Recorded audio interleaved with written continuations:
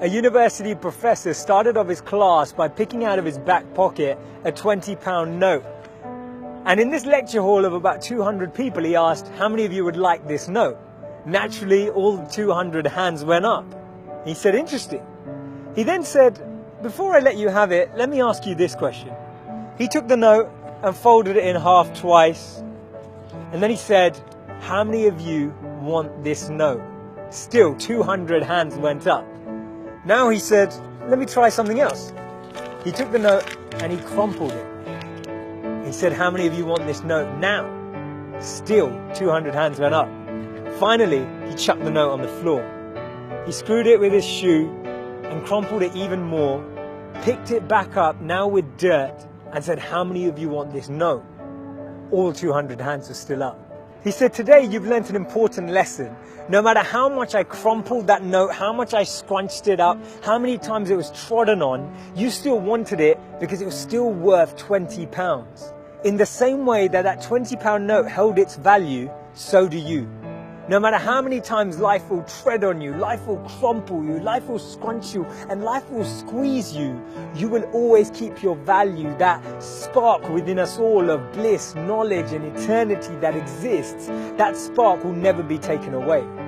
Our value is not created by the price of our clothes or our bank balance or the job title that we have. See, we should be building life and not just building our CVs. In the middle of 2009, he was the software engineer that no one wanted to hire. He had 12 years of experience at Yahoo, but he was rejected by Facebook and then rejected by Twitter.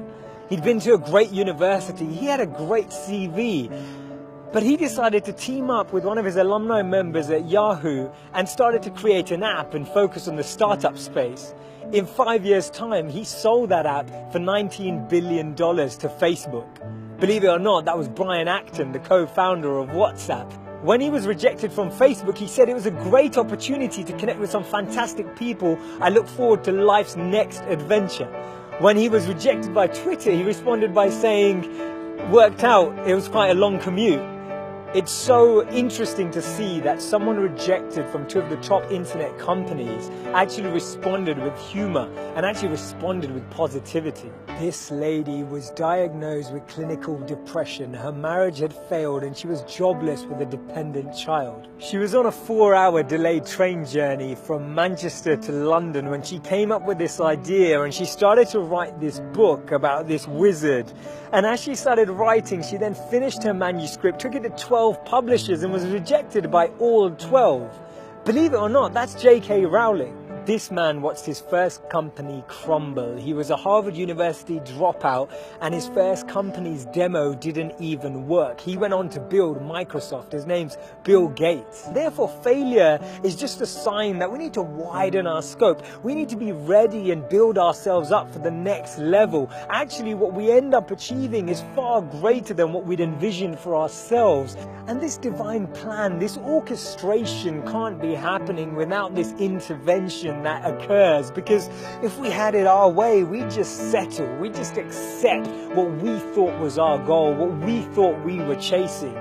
But actually, I've noticed that when you don't get that, later down the line, you look back and you reflect and realize that what you've gained is so much greater. Failures are only failures when we don't learn from them, because when we learn from them, they become lessons, and we actually extrapolate all of these teachings and actually get more insight into how we can improve the way we work and how we can actually drive with a different energy. The challenge we have is that we only talk about people's failures when they succeed, and that's why they become this taboo, or we feel like their failures never happened. We need to share these stories earlier. We need to bring out these stories and experiences on the journey so that people who are on the journey can actually follow in those footsteps. And that's why Steve Jobs said you can't connect the dots moving forward. You only can when you're looking backwards.